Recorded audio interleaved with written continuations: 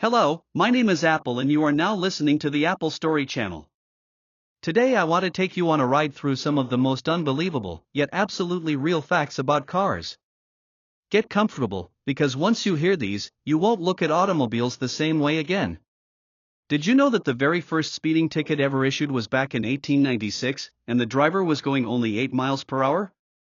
At that time, cars were so rare that just owning one made you stand out like a celebrity, and yet someone still managed to get pulled over for going too fast.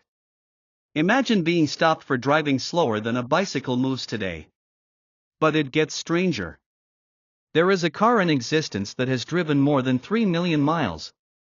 It belonged to a man named Irv Gordon, who bought a Volvo P1800 in 1966 and never stopped driving. He averaged about 125,000 miles a year at times.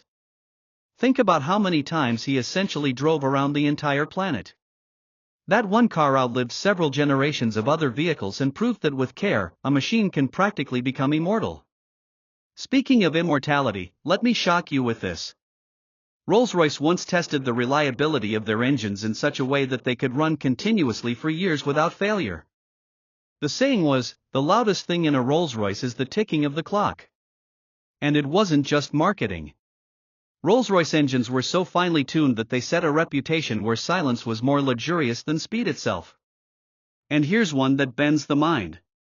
The Bugatti Veyron, once the fastest production car in the world, burns through fuel so quickly at top speed that its gas tank would be empty in just about 12 minutes.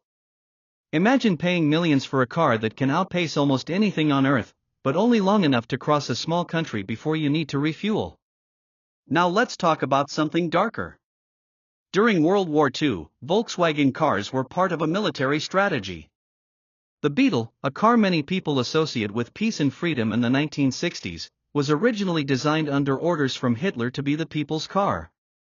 Later, it became a symbol of rebellion and love, flipping its meaning completely. A single car that went from propaganda to counterculture is a fact that feels almost unreal. And speaking of transformations, did you know that Toyota, one of the world's biggest car manufacturers today, didn't even start by building cars? They originally produced weaving looms for textiles. It wasn't until 1936 that they shifted gears to automobiles. Now imagine that shift, from threads of cloth to one of the most powerful engines of modern industry. Another wild fact is that airbags, which we trust to save lives, actually deploy at about 200 miles per hour. That's faster than most Formula One cars can reach on a straight line. The idea that something meant to protect you comes at you with such violent force is both terrifying and fascinating. And then there's the surprising story of the longest traffic jam ever recorded.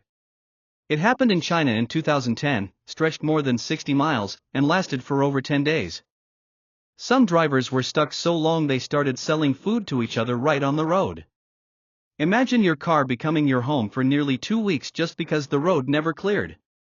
Now, let me pull you into another strange corner of car history. In 1971, astronaut David Scott actually drove a car on the moon. It was called the Lunar Roving Vehicle, designed by General Motors and Boeing.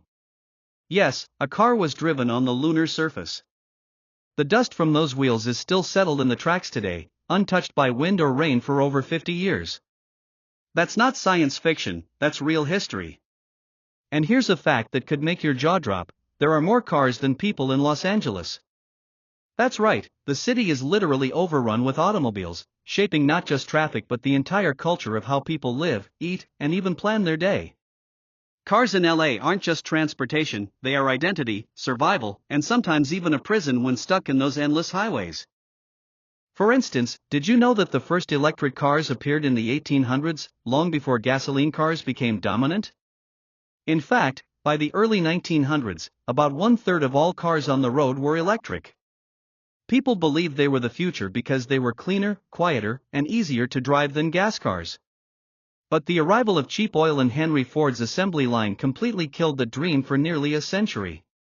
Now we see Tesla and others trying to bring back what once almost ruled the roads.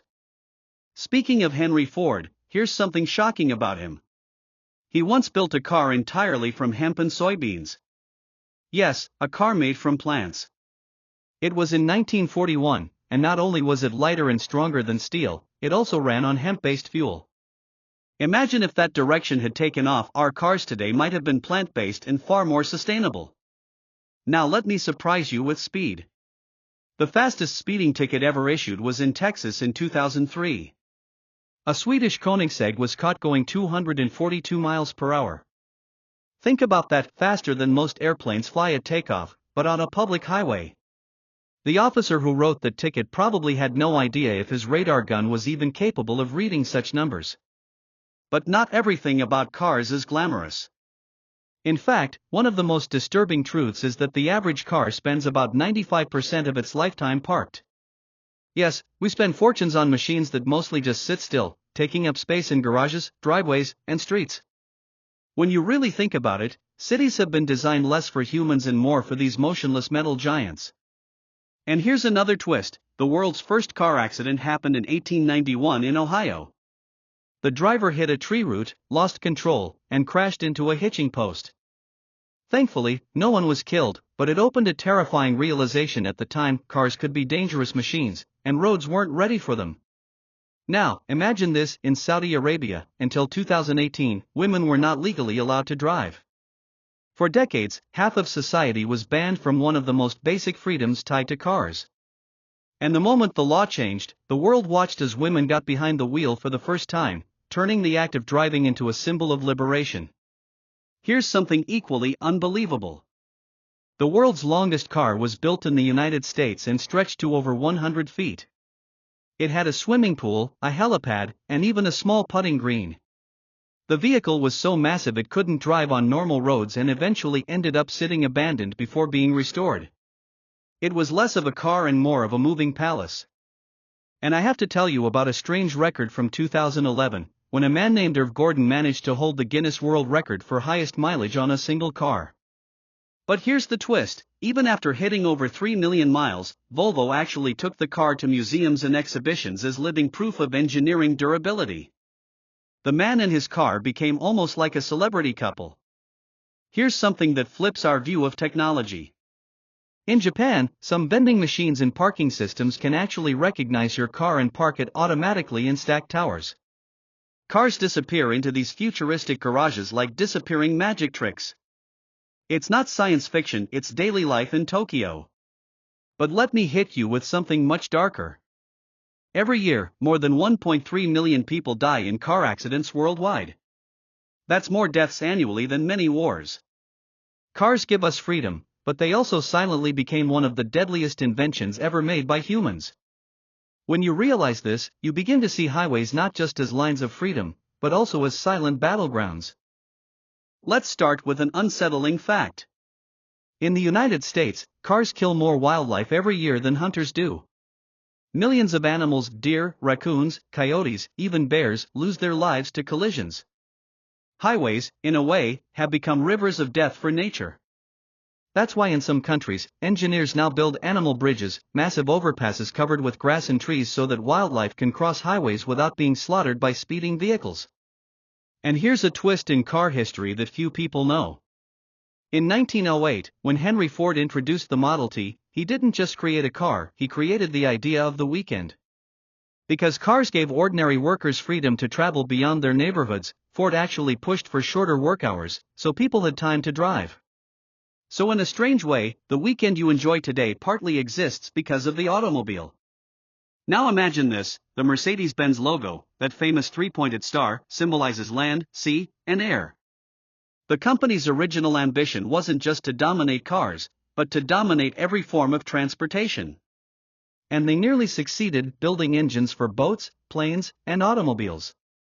That little star is not just branding, it's a declaration of global conquest. But let me throw you into something truly bizarre.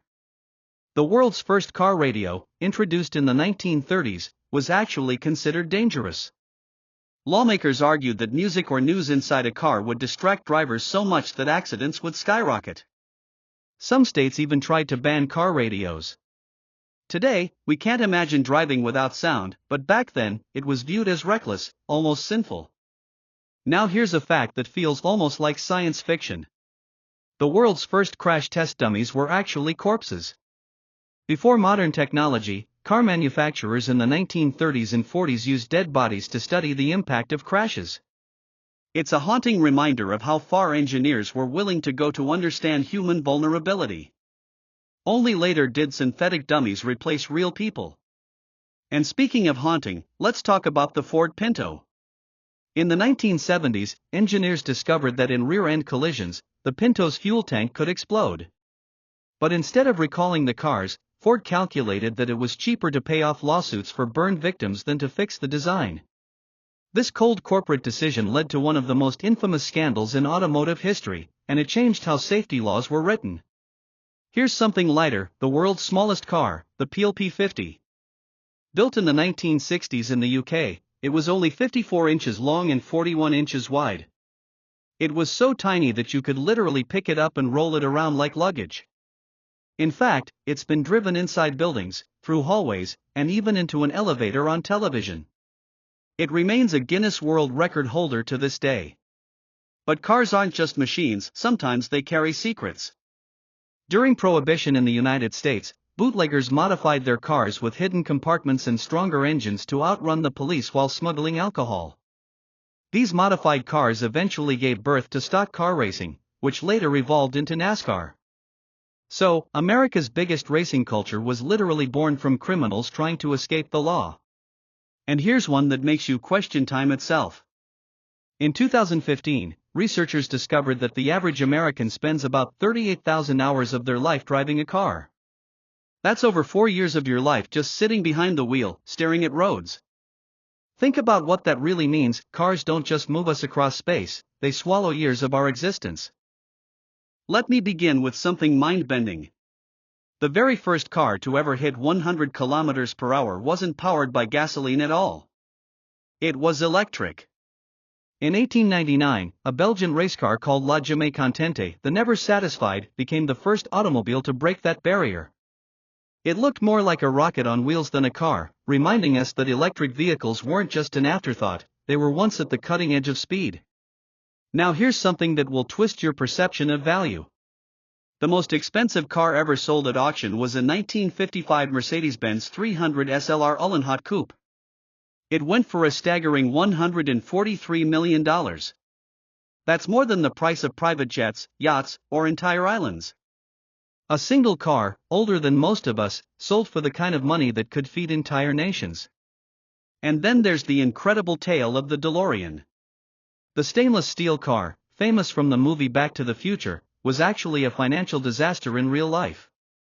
The company went bankrupt within a few years. Yet because of Hollywood, the DeLorean became immortalized, proof that sometimes pop culture, not engineering, decides a car's legacy. But let's go darker. During the 1973 oil crisis, people lined up for hours at gas stations, sometimes only to find pumps empty. Violence broke out over gasoline, with fights, stabbings, and even shootings taking place just to secure a few gallons. That's how powerful cars are in our lives. When fuel runs out, society itself begins to fracture. Now think about this. Tires, something we take for granted, are among the most polluting products on Earth. Every year, about 1 billion tires are thrown away, and many end up burned, releasing toxic chemicals. Some countries even build entire artificial reefs in oceans using old tires, experiments that sometimes fail disastrously, poisoning marine life. The cost of our mobility is written in rubber as much as in steel. Here's something fascinating. In Japan, there's a law that requires you to prove you have a parking space before you're allowed to buy a car. It doesn't matter how much money you have, if you can't show the government where your car will live, you can't own one. It's a radical idea, but it forces people to think about space in a way most countries ignore. And then there's Dubai, where abandoned luxury cars line the streets and airport parking lots. Ferraris, Lamborghinis, Bentleys left to collect dust. Many of them are abandoned by wealthy owners fleeing debts or legal trouble. In most places, people dream of owning such cars. In Dubai, they sometimes rot like forgotten toys. Here's one that makes your skin crawl. Some early windshields weren't made from safety glass but from ordinary glass. In accidents, instead of shattering into tiny pieces, they broke into long, razor-sharp shards. Many drivers were literally decapitated in crashes. It wasn't until 1927 that laminated safety glass became standard, saving millions of lives that otherwise would have been sliced apart by their own windshields. But not every fact is grim. There's a car museum in the United States, called the Lane Motor Museum, where you can find the strangest creations ever built: cars shaped like teardrops, vehicles with propellers instead of wheels, and even cars designed to float on water. It shows how wildly imaginative humans have been when trying to reinvent mobility. And then there's the shocking statistic that should make you pause: there are more than 1.4 billion cars in the world today. If every one of them was parked bumper to bumper, they could circle the Earth more than 100 times.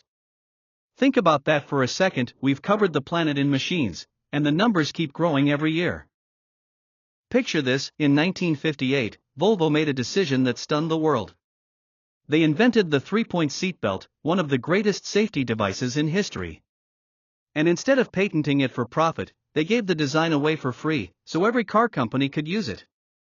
Experts estimate that this single act has saved over 1 million lives. It's rare in business history to see a company value human life more than money, but Volvo proved it could happen. Now contrast that with this shocking fact. The average modern car has about 30,000 individual parts. That's not just nuts and bolts, that's 30,000 opportunities for something to go wrong. Yet when they all work in harmony, a car can carry you across continents. We often forget that driving isn't just convenience, it's a daily miracle of engineering. And here's something that will bend your sense of time. In 1900, New York City was drowning in horse manure. Horses pulled carriages everywhere, and each day they produced thousands of tons of waste, filling the streets and spreading disease. City leaders feared civilization might collapse under the weight of horse droppings. The automobile was seen as the savior, a cleaner, more modern future. Nobody then imagined cars would eventually create their own environmental crisis. Now, let's shift gears to the world of racing. Formula One pit crews can change 4 tires on a car in under 2 seconds. Think about that: faster than the time it takes you to blink twice, a 700 horsepower machine is ready to go again. The level of precision, training, and coordination is almost superhuman, like watching a ballet performed with power tools. But let me give you a fact that feels almost unbelievable.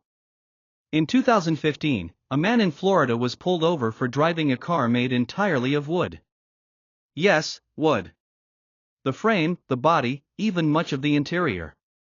It wasn't a gimmick, it was street legal, and he actually drove it on highways. It was living proof that cars don't always have to be made of steel. And then there's the chilling truth about traffic. Studies show that in some major cities, like Los Angeles, drivers spend more than 100 hours per year stuck in traffic jams. That's more than 2 full workweeks lost, every single year, just sitting motionless inside a car. Add that up across a lifetime, and you've given away years of existence to red lights and brake lights. Now here's a stranger twist. In 2017, engineers successfully created a flying car prototype that actually worked, the Aeromobile. It could drive on roads like a normal car and then unfold wings and fly like a small airplane. It proved that the dream of flying cars isn't just science fiction anymore, it's knocking on our door. But not all innovation is glamorous. In 1948, the Czech company Tatra built cars so advanced, aerodynamic, powerful, and dangerous that German officers during World War II nicknamed them the Czech secret weapon. Why? Because so many Nazis died while driving them. Their speed and handling were so treacherous that they killed more officers than enemy attacks did. And here's one last strange truth before I take you further. There's a tiny village in the Netherlands called Giethoorn where there are no cars at all. People travel only by boats on canals or bicycles on paths. It's quiet, beautiful, and timeless, a glimpse of what life without cars could look like. For many, it feels like stepping into another world, one where the machine never conquered human space. Here's something shocking to begin with. The world's first car crash fatality happened in 1896 in London, when a woman named Bridget Driscoll was struck by a vehicle going only 4 miles per hour. Witnesses described the car as moving at a reckless pace. Imagine that today, you could walk faster than the speed that once killed the first pedestrian. Now let me drop something even more unsettling. In the United States alone, cars consume more fuel each year than the entire rest of the world did at the beginning of the 20th century. That addiction to gasoline isn't just about cars, it has shaped wars, economies, and even entire political systems. Oil and automobiles are tied together like blood in veins, pumping power through civilization but at a cost that grows every year. And here's one that sounds like a joke but is entirely true. In 1922, a man actually drove a car made almost entirely of ice across a frozen lake in Canada. It wasn't practical, of course, but it proved a strange point: with enough imagination, a car can be built from almost anything. Speaking of extremes, the Hummer H1, the civilian version of the military Humvee, is so wide that in some countries it literally cannot fit into parking spaces. It was born from the battlefield but thrown into city streets, where it looked less like a car and more like a tank disguised for suburbia. Now picture this. The world's largest parking lot is at West Edmonton Mall in Canada, with over 20,000 spaces. It's so massive that finding your car without remembering the section is nearly impossible. For many, it's a daily nightmare, the idea that your car could vanish into an endless sea of metal boxes. But not all facts are heavy. In the 1950s, Chrysler experimented with a turbine-powered car that could run on almost anything: gasoline, kerosene, diesel, even peanut oil. During a demonstration in Mexico, one was famously fueled with tequila. Imagine pulling up to a bar instead of a gas station just to keep your car running. Now let's twist history again. Adolf Hitler loved cars so much that he personally helped design the Volkswagen Beetle. He wanted it to be affordable for every German family, which is why it was called the people's car. But after the war, the same car was adopted by peace-loving hippies, musicians, and artists. It's one of the strangest transformations of meaning any object has ever had, from symbol of dictatorship to icon of freedom. Here's something else that will make you think differently about speed. The Bloodhound LSR, a British jet-powered car, is designed to break 1,000 miles per hour on land. That's faster than a bullet fired from a handgun. Imagine sitting inside a car that outruns gunfire. It sounds impossible, but engineers are still pushing toward that goal. And then there's the haunting reality of car waste. In the United States, more than 12 million vehicles are scrapped every year. That's 12 million metal skeletons piling up annually, a mountain of steel and plastic that reflects our endless hunger for the new. Now let me give you one of the strangest records in automotive history. In 2014, a group of 314 people crammed into a single electric car in India to set a Guinness World Record. They squeezed into every inch of space, proof that sometimes cars aren't just for transport, but for absurd human challenges that defy logic. Here's one to start with. In 1947, a man named Preston Tucker tried to revolutionize the automobile industry with the Tucker 48. His car had innovations way ahead of its time: a third headlight that turned with the steering wheel, a padded dashboard for safety, and even a windshield designed to pop out during crashes to reduce injuries. But the big three automakers saw him as a threat, and political pressure crushed his company after only 51 cars were built. Today, those surviving Tuckers are priceless relics of what could have been the future. Now imagine this.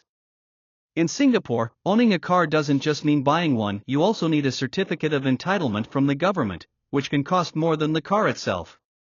Sometimes these certificates exceed $100,000, meaning people pay six figures just for the legal right to own a vehicle. It's one of the most expensive places on earth to drive, and yet the streets are still filled with luxury cars. Here's a fact that sounds unreal but is true. In 2019, scientists discovered that microparticles from tire wear are one of the largest sources of ocean plastic pollution. Every time a tire spins, it sheds tiny bits of rubber and plastic that wash into rivers and eventually the sea. It means even when you're not thinking about pollution, every mile you drive leaves a hidden trace in the water you drink. And speaking of pollution, in Mexico City during the 1990s, smog got so bad that officials banned cars from the streets one day a week depending on license plate numbers. But here's the twist: instead of reducing pollution, many families bought second cars, usually older and dirtier ones, to get around the rule. The air became even worse. Sometimes attempts to solve car problems only create bigger disasters. Now let's flip to something fascinating. The Pope has his own custom cars, called Pope Mobiles, some with bulletproof glass, others open air for blessings. But here's the strange detail: in 1981, when Pope John Paul II visited the Philippines, he actually rode in a locally made jeepney, a decorated bus-like vehicle unique to the country. It shows how even the most sacred figure in the world adapts to local car culture. And here's one for pure shock value. The Bugatti Chiron, one of the fastest cars on the planet, consumes so much air when running at full speed that in just 1 minute it breathes as much as a human does in 4 days. Think about that, a machine that gulps oxygen like a living monster just to keep moving. Now let's take a darker turn. In 1939, General Motors, Firestone, and Standard Oil were accused of secretly dismantling streetcar systems across the United States to force Americans into buying cars.